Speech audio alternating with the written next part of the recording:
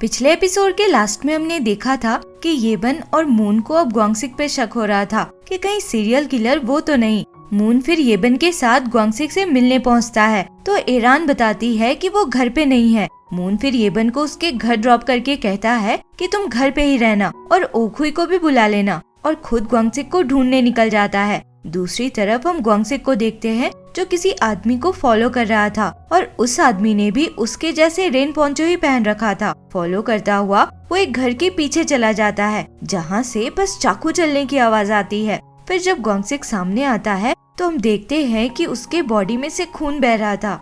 इधर मून ग्वांगसिक को ढूंढ ही रहा था तो देखता है कि एक रेन पोंचो पहना हुआ आदमी उसके बगल से निकलता है। मून उसको आवाज लगाता है तो वो रुक जाता है। उस समय मून उसके हाथ में चाकू नोटिस करता है जिसमें से खून टपक रहा था। मून समझ जाता है कि ये किलर ही है। अचानक से वो किलर दौड़ने लग जाता है तो मून भी उसके पीछे दौड़ता है। दौड़ता हुआ वो ऐसी जगह पहुंचता है जहाँ रास्ता आगे से बंद था। उस किलर का चेहरा तो नहीं दिख रहा था बट मून को ये जरूर समझ आ जाता है कि ये ग्वांगसिक नहीं है। भागने का रास्ता नहीं दिखता तो किलर अपने चाकू से मून पे अटैक कर देता है। मून भी उससे फाइट करने लगता है पर वो अपने चाकू से मून के हाथ पे कट करके वहाँ से भागता है। मून फिर से उसके पीछे दौड़ता है पर वो शामन के घर के पास पहुंचकर कहीं गायब ही हो जाता है। उसी समय सुनवो अंदर से निकलता है और मून के हाथ से खून बहता देखकर पूछता है कि क्या हुआ। मून आंसर नहीं करता। उसे अब फिर से सुनवो पे शक होने लगता है और वो देखता है कि सुनवो के हाथ में भी ब्लड लगा था।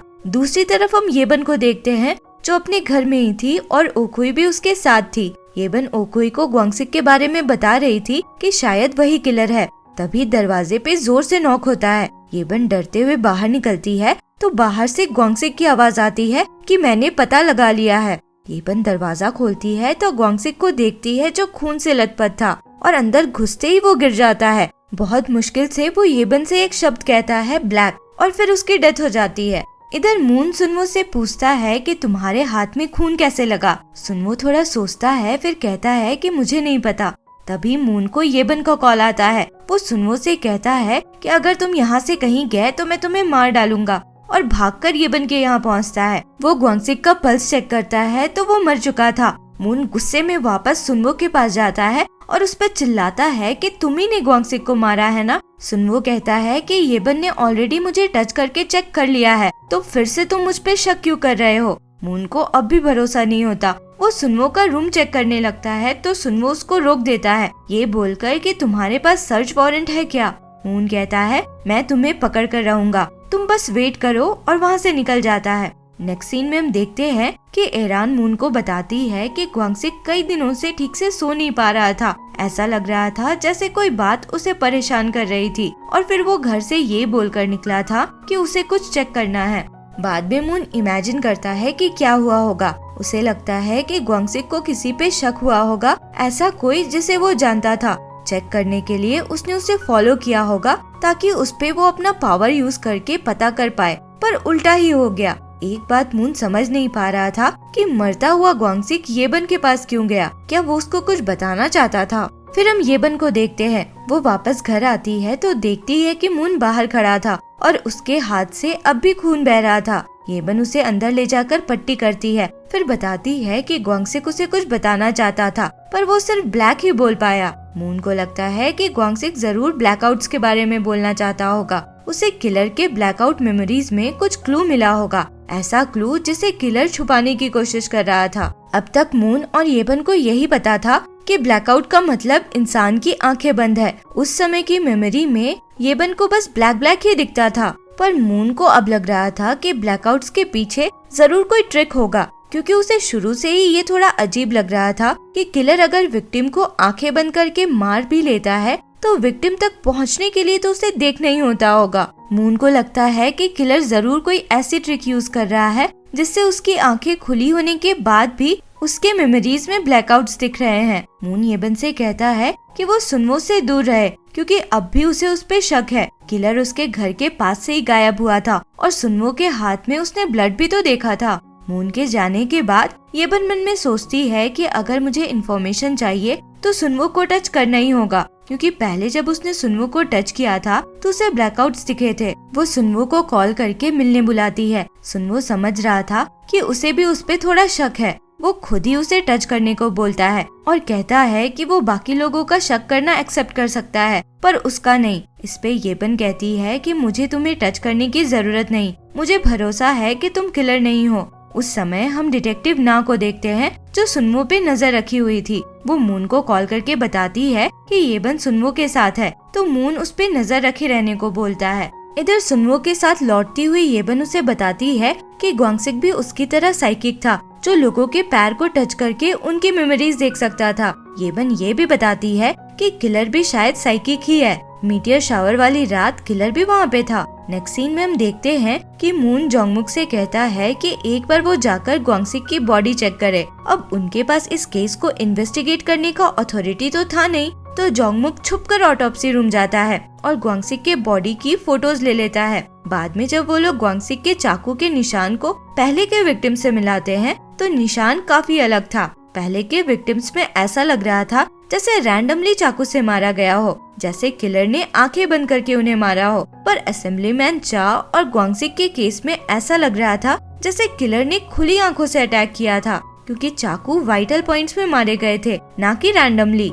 मून कहता है कि ग्वांगसिक को शायद ये समझ आ गया था कि किलर अब आंखें खोलकर भी ब्लैकआउट्स बना सकता है, तो हमें भी उसी ट्रिक का पता लगाना होगा। अगले सीन में हम देखते हैं कि सुनवो को क्वेश्चनिंग के लिए पुलिस स्टेशन लाया गया था। डिटेक्टिव उसे उसकी बचपन वाली फोटो दिखाकर पूछता है कि रीडेवलपमेंट स्कैम की वजह से तुम्हें तो चा से बहुत दिक्कत रही होगी। तो सुनवो कहता है कि इस शहर में ऐसे बहुत से लोग हैं जो उस स्कैम की वजह से चा से नफरत करते हैं, मैं बस उनमें से ही एक हूँ। डिटेक्टिव फिर भी सुनवो के घर की तलाशी करवाता है पर उन्हें कुछ भी नहीं मिलता।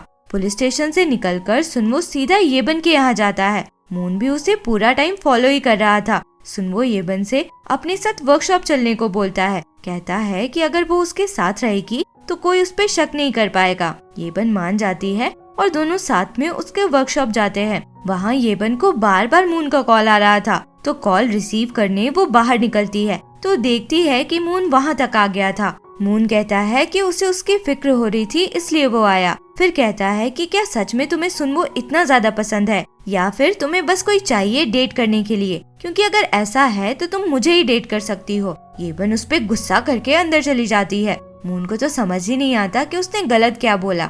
नेक्स्ट सीन में हम देखते हैं कि जोंगमुक का बॉस उसे बुलाता है। वो काफी गुस्से में था और जोंगमुक को वो सीसीटीवी फुटेज दिखाता है जिसमें वो चुपके से ऑटोप्सी रूम में घुसा था।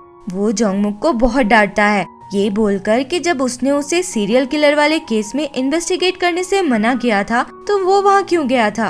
वापस आकर जोंगमुक अपनी टीम को बताता है कि उन्हें रात भर किसी इवेंट में पेट्रोलिंग के लिए भेजा जा रहा है। मून जाना तो नहीं चाहता था पर कोई ऑप्शन नहीं था, तो जाने से पहले वो लोग कुछ इंतजाम करते हैं। शामन को बुलाकर वो लोग उसे समझाते हैं कि उसे पूरा टाइम सुनवो पे नजर रखना है। इधर मून येबन को रात भर के लिए लॉकअप में बंद कर देता है, क्योंकि उसे पता था कि सुनवो के मैटर में येबन का खुद पे कंट्रोल नहीं रहता और उसे डर था कि सुनवो उसे मारने की कोशिश कर सकता है। येबन चिल्ला रही थी तो वो उसको समझाता है कि किलर को पकड़ने के लिए तुम्हारा जिंदा रहना बहुत जरूरी है, बस तुम ही हो जो उसके ब्लैकआउट ट्रिक को समझ सकती हो। फिर हम देखते हैं कि मून बाकी डिटेक्टिव्स के साथ पेट्रोलिंग के लिए निकल जाता है। उसके जाने के कुछ देर बाद ही येबन चिल्लाकर दूसरे डिटेक्टिव को बुलाती है और कहती है कि कुछ बात है जो उसने अब तक बताया नहीं है। डिटेक्टिव उसे इंटरोगेशन रूम ले जाता है जहाँ येबन उसे सब कुछ बताने लगती है, ब्लैकआउट्स, अपने पावर, सब के बारे में। अपना पावर प्रूफ करने के लिए वो तो डिटेक्टिव के बम को छूने की भी कोशिश करती है,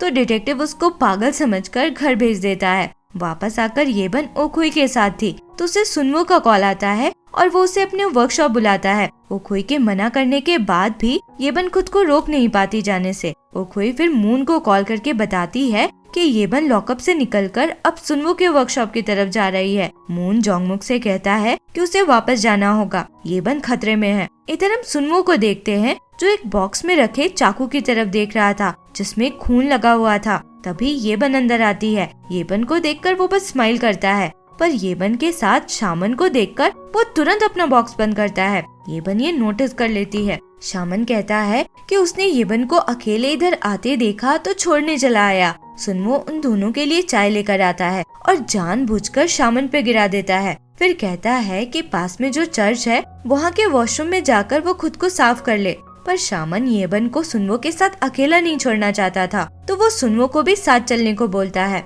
दोनों के जाने के बाद येबन जाकर उस बॉक्स को खोलती है और उसमें चाकू देखकर एकदम डर जाती है। शामन को पहुंचाकर सुनवो वापस आता है तो देखता है कि येबन वहाँ से निकलकर जा रही थी। वो वही चाकू लेकर उसके पीछे जाता है तो येबन दौड़ने लगती है तो वो भी उसके पीछे दौड़ता है। दौड़ती हुई येबन अपने सामने एक आदमी को देखकर रुक जाती है जिसने रेन पोंचो पहना हुआ था। तब तक सुनवो भी पहुंच जाता है और उसका हाथ पकड़कर वहां से भागने लगता है, पर वो आदमी सुनवो पे जंप करके उसको गिरा देता है और उसका चाकू लेकर येबन को मारने उसकी तरफ बढ़ता है। पर सुनवो किसी तरह उसको रोककर येबन को भागने बोलता है। येबन वहाँ से भागकर एक जगह में छुप जाती है और वहाँ से मून को कॉल करके बताती है कि जल्दी आओ, यहाँ पे सीरियल किलर आ गया है। कुछ देर बाद येबन को थोड़ी हिम्मत होती है तो वो एक फावड़ा लेकर सुनवो की हेल्प करने जाती है तो देखती है कि किलर ने सुनवो को मार दिया था। और इसी के साथ ये एपिसोड यहाँ खत्म होता है। आगे क्या हुआ इसके लिए मिलते हैं अगले वीडियो में। अगर एक्सप्लेनेशन पसंद आया हो तो लाइक, शेयर एंड सब्सक्राइब करें। Thank you for watching.